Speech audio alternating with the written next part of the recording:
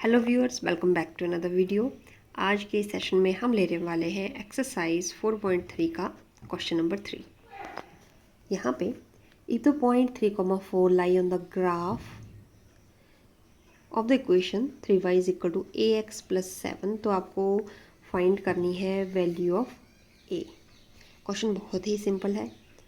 Point lies करता है graph पे, तो जब पॉइंट लाई करता है तो ये मतलब x और y की वैल्यू देता है।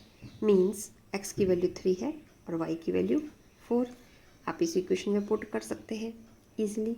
सो पहले हम गिवन इक्वेशन को मान लेते हैं। Let call it as equation number 1। So putting values of x and y की वैल्यू है यहाँ पे 4 और x की वैल्यू है 3। ये हमने पुट कर दी।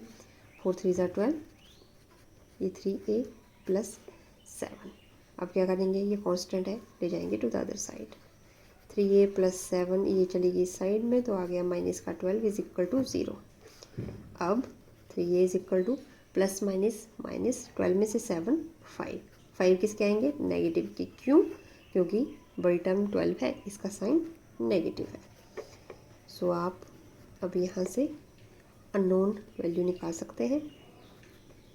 राइट साइड पे जाके ये हो गया प्लस का 5 और a की वैल्यू यहाँ पे होगी 5/3। Very very simple question. Okay, now next question is a very very important question.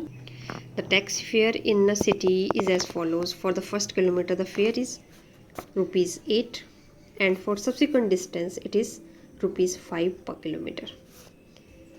Taking the distance covered as x kilometer and fare जो टोटल है that is y rupees, write a linear equation for this information. यहाँ पे मान लीजिए ये रही आपकी total distance, sorry for the line. Total distance को अगर हम मान लें x किलोमीटर, ये पूरी डिस्टेंस है आपके पास x किलोमीटर। यहाँ पे बोला गया है क्वेश्चन में, आप इसको x मानिए। साथ में इंफॉर्मेशन है हमारे पास फर्स्ट किलोमीटर की। ये डिस्टेंस है 1 किलोमीटर।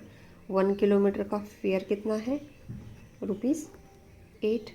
और बोला बाकी जितने भी किलोमीटर आते हैं, जैसे कि ये है यहाँ पे आपका फर्स्ट किलोमीटर है, नेक्स्ट किलोमीटर उसके लिए ₹5 बढ़ जाएंगे, नेक्स्ट किलोमीटर उसके लिए 5। इस तरह से ये गाड़ी चलती जाएगी। ठीक है, हर एक किलोमीटर के लिए सब्सिक्वेंट डिस्टेंस के लिए ₹5 बढ़ते जाएंगे। इस तरह से आएगा आपका टोटल फेयर। अगर मैं ये टोटल डिस्टेंस x मानूँ तो ये वाली डिस्टेंस मेरे पास कितनी बच जाती है, कैसे आएगा? टोटल वैल्यू में से इसको सब्ट्रैक्ट कर लेंगे। सो टोटल डिस्टेंस में से अगर हम ये वाला 1 किलोमीटर सब्ट्रैक्ट कर लें तो आपके पास यही डिस्टेंस बच जाती है। वैसे ही अगर मान लीजिए ये पूरा 5 किलोमीटर है, 5 किलोमीटर है, आप 1 किलोमीटर आप ट्रैवल कर गए, बची कितनी, 5 में से 1 4। वैसे ही यहाँ पे x है, 5 की जगह x है, तो ये बाकी बची हुई डिस्टेंस क्या है, x माइनस 1 किलोमीटर। अब बची बात फेयर की। पहले 1 किलोमीटर के लिए ₹8, हर सब्सिक्वेंट डिस्टेंस के लिए क्या हो रहा है, ₹5 बढ़ रहे हैं। अब ये सब्सिक्वेंट डिस्टेंस में आ रही है ये डिस्टेंस, पहले 1 किलोमीटर का तो हमें पता है, तो बाकी डिस्टेंस जितनी भी बनेगी उससे क्या होगा, हम ₹5 मल्टीप्लाई कर देंगे तो टोटल फेयर आ जाएगा बची हुई डिस्टेंस का। तो इक्वेशन हमारे पास किस तरह से रही, अकॉर्डिंग टू क्वेश्चन टोटल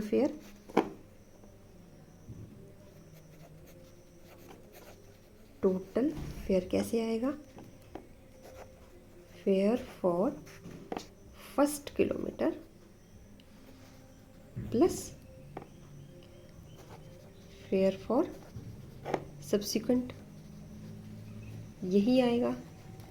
तो फर्स्ट किलोमीटर के लिए है ₹8 और सब्सिक्वेंट डिस्टेंस का है, ये डिस्टेंस है हमारी, और ₹5 बढ़ते हैं, 5 के हिसाब से हिसाब चलता है, और टोटल फेयर बोला है मानने को y।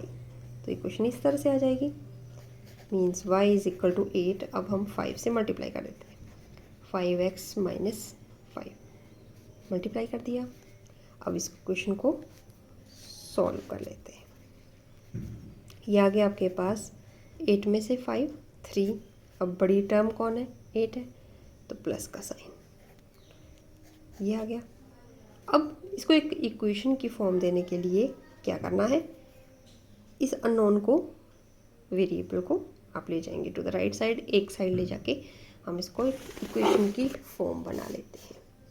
तो नेक्स्ट स्टेप में मैंने क्या किया, मैं y को भी इधर ले आई, 3 तो पहले से इसी साइड में था। So this is the required equation for the taxi fare, for which first kilometre के लिए था फेयर आपका 8 rupees and for subsequent distance के लिए फेयर बनता था 5-5 रुपये बढ़ता जाता था, इस तरह से। नेक्स्ट क्वेश्चन भी बहुत ही सिंपल क्वेश्चन है। For the choices given below choose the equation whose graphs are given. आपको 2 ग्राफ्स दिए गए हैं, आपको बताना है कि ये जैसे 4.6 फिगर के लिए आपको इन वाली इक्वेशंस में से सिलेक्ट करनी है, दूसरे ग्राफ के लिए आपको ये वाली इक्वेशंस में से कोई एक इक्वेशन सिलेक्ट करनी है। जैसे मल्टीपल चॉइस क्वेश्चन होते हैं चेक करके, वैसे ही पता करना है। यहाँ पे देखो पहला पॉइंट है 0 0, जब x की वैल्यू 0 हो y की वैल्यू भी 0 हो, तो फर्स्ट इक्वेशन में देखेंगे x की वैल्यू जब 0 पुट करेंगे तो y अपने आप 0 हो जाएगा, ये है। सेकंड में तो ये होने वाला नहीं है। थर्ड में क्या है, x की वैल्यू 0 पुट करेंगे y अपने आप 0 हो जाएगा। फर्स्ट और 3 में बन रही है पहले पॉइंट के हिसाब से बात। अब सेकंड पॉइंट -1, मतलब x की वैल्यू जब आप -1 पुट करें तो y की वैल्यू 1 आ जाती है। देख लेते हैं चेक करके, x की वैल्यू जब आप यहाँ पे -1 पुट कर रहे हैं तो y भी -1 आ रहा है, मतलब ये इक्वेशन आपकी नहीं गई। यहाँ पे भी नहीं होगा ऐसा, x की वैल्यू -1 पुट करेंगे तो y -2 आएगा।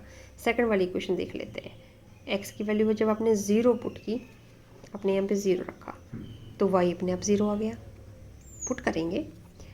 अब नेक्स्ट में -1, x की वैल्यू -1 पुट करते हैं अगर हम, तो कैसे आता है, ये वाला पॉइंट लिया मैंने, x की वैल्यू -1 पुट कर रही हूँ मैं, तो क्या आ जाएगा, ऐसे आ जाएगा, साइड चेंज होगी तो ये आ जाएगा प्लस का 1। जी हाँ, इसमें सेटिस्फाई हो गया।